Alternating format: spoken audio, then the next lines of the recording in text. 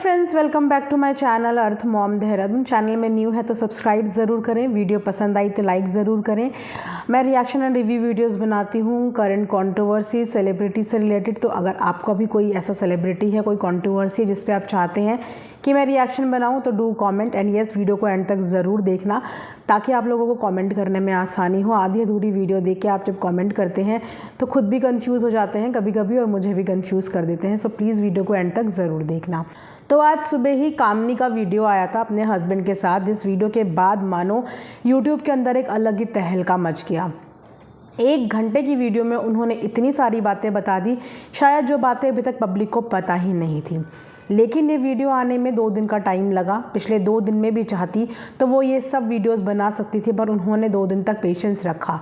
और आज अचानक सडनली ऐसा क्या हुआ कि उनका सब्र का बांध टूट गया और उनको मजबूरी में आके 1 घंटे तक अपने घर की सारी पोलम पट्टी खोलनी पड़ी। वैसे मैं कभी भी इस सपोर्ट में नहीं रहती कि अपने घर की 4 दीवारी की बातें कभी भी सोशल मीडिया पे लाओ, लेकिन वो लेके आई और कोई 10-15 मिनट नहीं, पूरे 1 घंटे की वीडियो। जिस 1 घंटे की वीडियो में उन्होंने बहुत सारी बातें हाईलाइट करी।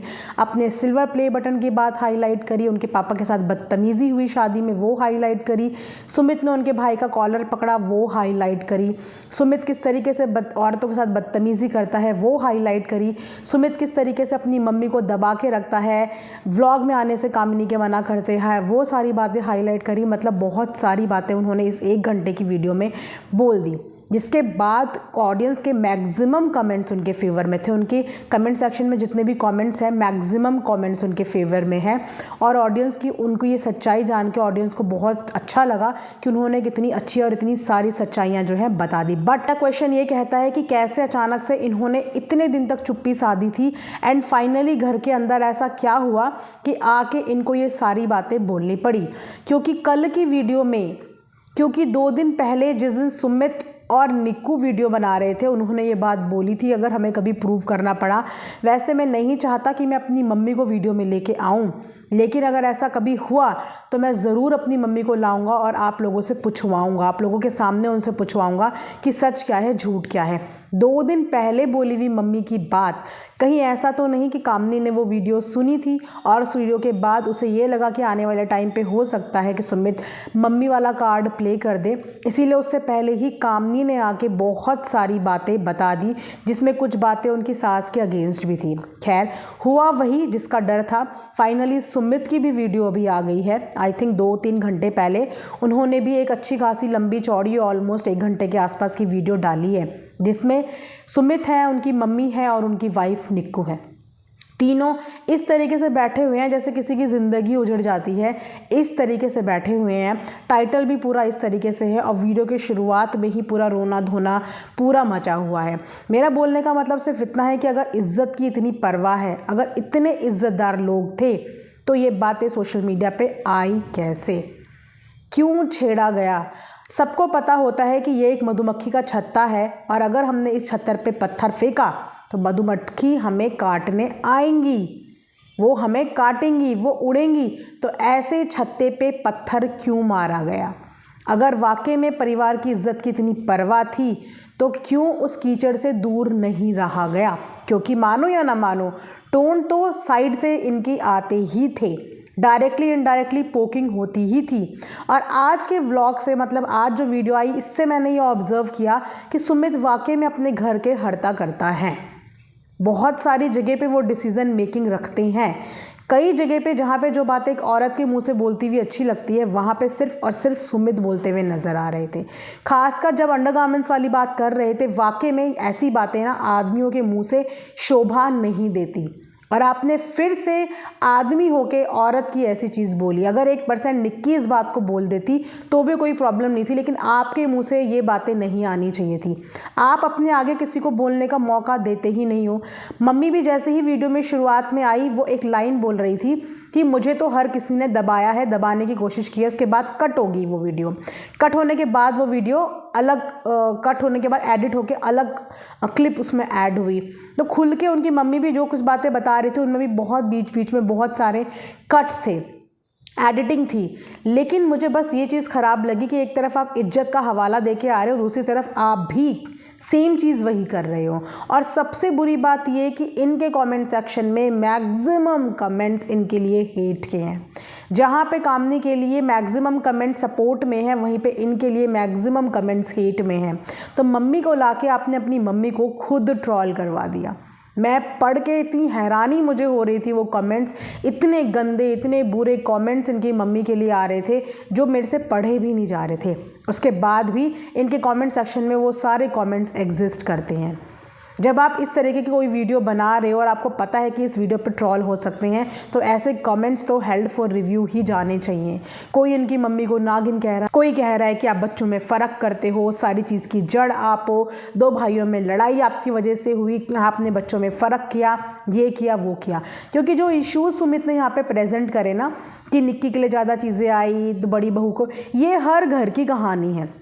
ये अक्सर हर देवरानी जिठानी में होता है। ये मन में चीज़ें सबके आती हैं, ये कोई बहुत बड़ी बात नहीं है, ये सबको फील होता है। लेकिन वही डिपेंड करता है ना कि हमें ये चीज़ें फील नहीं करवानी है, सामने वाले के मन में ये चीज़ें नहीं आनी चाहिए। आपने बोला कि मैं नौकरी करता था, उसका पति नहीं करता, तो मैं नौकरी करता था तो मेरी बीवी के लिए मैंने करा, तो सामने वाले के दिल में आता है, ये एक नेचुरल फीलिंग है। बच्चों के बीच में फ़र्क आ जाता है। अगर पेरेंट्स किसी 2 बच्चे हैं किसी पेरेंट्स के और छोटे को थोड़ा सा प्यार कर रहे हैं, तो बड़े बच्चे को आप कॉम्प्लेक्स होता है कि मेरे को अटेंशन नहीं मिल रही है। तो जब 2 अपने खुद के बच्चों के बीच में हो सकता है, तो देवरानी जेठानी के बीच में ये फीलिंग आनी जेन्युइन है, ये फीलिंग आती है।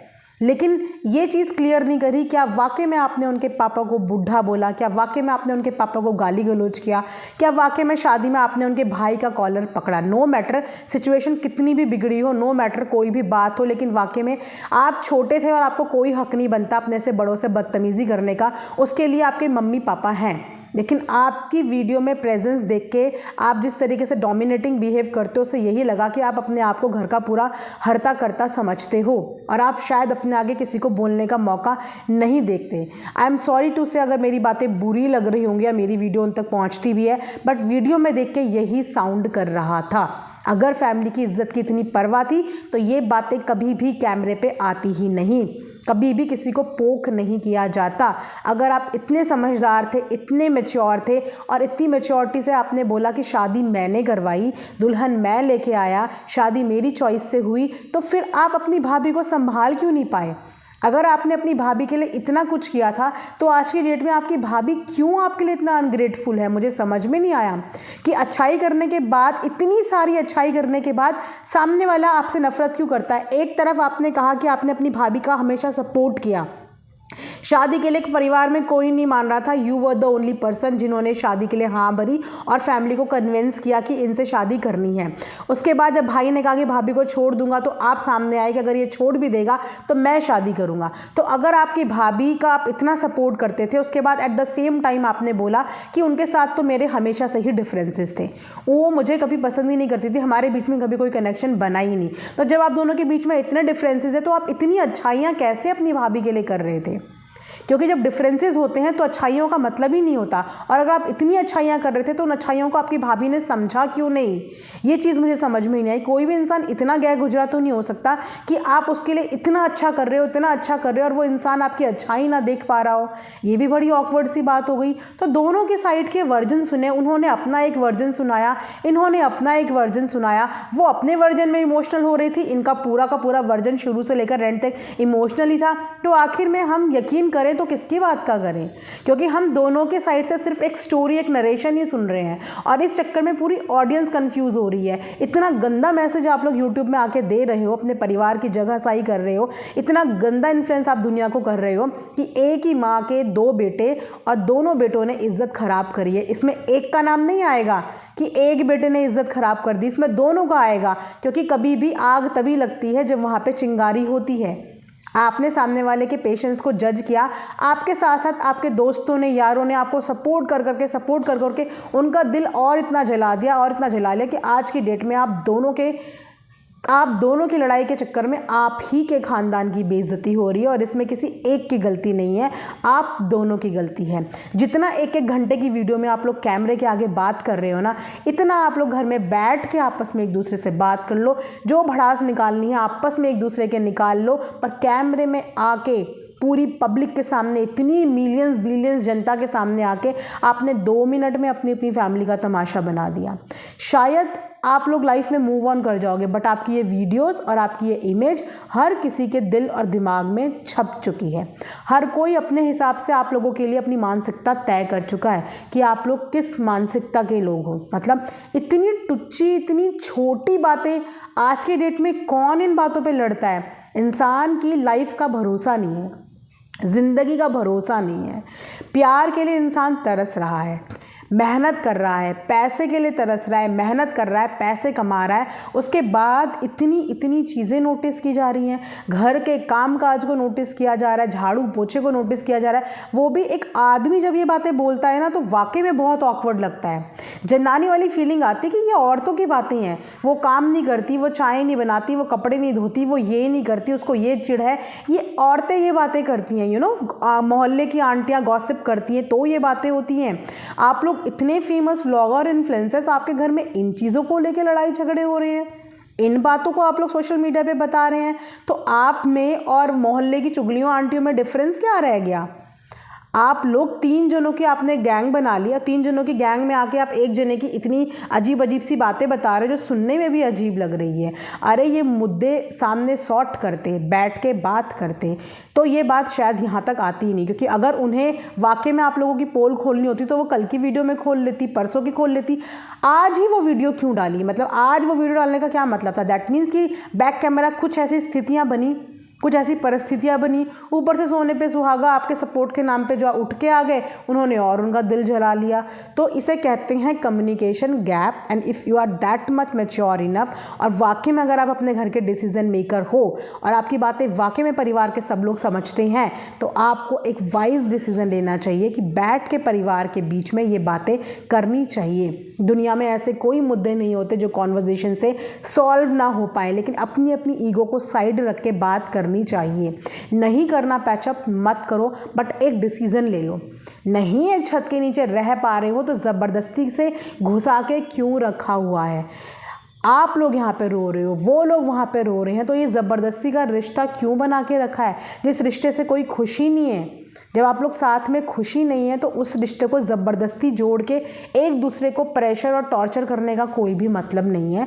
और मम्मी को इतनी गालियाँ पड़वा दी हैं, इतनी गालियाँ पड़वा दी हैं, मुझे नहीं लगता, जब आपको पता था कि आपकी मम्मी को लेके लोग इतना ट्रोल करते हैं, मुझे नहीं बात पता थी, लेकिन आपको पता थी, उसके बाद ही मम्मी को लाया गया, मम्मी को अपनी इस झगड़े के बीच में फंसाया गया, और अब मैक्सिमम कमेंट्स में आपकी मम्मी को गाली पड़ रही है। अब अच्छा लग रहा है, अब अच्छा लग रहा है। उन्होंने तो सिर्फ आपको टारगेट किया, आपकी बातें बताई और आपकी वाइफ को टारगेट किया। फिर भी कामनी ने अपनी सास के लिए कुछ भी ऐसा गलत नहीं बोला। वो यही बोलती रही कि मेरी सास और मेरे रिश्ते ठीक हैं, मेरी सास मेरे से ऑफ कैमरा बहुत अच्छे से बात करती हैं। उन्होंने उनका इंसल्ट नहीं कराया, वो सिर्फ बात आपकी और आपकी बीवी की कर रही थी। लेकिन आपने अपनी वीडियो में मम्मी को लेके घर के सब लोगों को इंक्लूड करके सच में बेइज्जती करा दी। बोलते हैं ना कि कभी भी जोश में होश नहीं खोने चाहिए, कभी भी अपने इमोशंस को अपने ऊपर इतने हावी मत होने दो कि आप जल्दबाजी में या इमोशंस में आके कुछ ऐसी चीज़ें कर लो जो आप ही पे उल्टा भारी पड़ जाए, विच वॉज रियली डिसअपॉइंटिंग। मुझे बहुत बुरा लग रहा है आपकी मम्मी के लिए, भले ही वो कैसी हैं, लेकिन मैं बिल्कुल इस चीज़ को सपोर्ट नहीं करूँगी कि आप किसी की माँ को या एक माँ को, एक औरत को इस लेवल के गंदे कमेंट्स करें, इस लेवल की ट्रोलिंग करें। उनकी एज देखिए, उनकी एज देखिए, उन्होंने जो भी करा हो, उनके बच्चे शिकायत कर सकते हैं, उनके साथ बुरा किया है ना। आप और हम कोई भी नहीं होते कि हम उनको कोसें, उनको गालियां दें या उनको बुरा बोलें। उन्होंने अपने बच्चों को पैदा किया है, उनका अपने बच्चों पे पूरा हक बनता है। बच्चों को नाराज़गी है, बच्चों का हक बनता है, लेकिन आप और हम कोई नहीं होते उनकी माँ को इतनी गंदी गंदी गालियाँ देने वाले। यार ये सब चीज़ें मत करो प्लीज़। मैं हेट कॉमेंट्स और ट्रोलिंग के सख्त खिलाफ हूँ। मैं बोलती हूँ आपको अपनी बात कन्वे करनी है, करो, सरल साधारण शब्दों में करो, नेगेटिव कमेंट्स भी करो, लेकिन बियॉन्ड द बेल्ट जाके कभी किसी को कुछ मत बोलो, कभी भी। सो ये था मेरा अभी तक का रिएक्शन। आई होप आप लोगों को पसंद आया होगा।